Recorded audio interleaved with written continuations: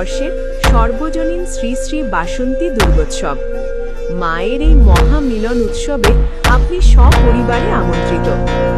পূজার নীলঘণ্ট ও সময়সূচি 9 চৈত্র 13 চৈত্র 24 মার্চ মঙ্গলবার সন্ধ্যায় দেবীর বোধন, আমন্ত্রণ ও অধিবাস।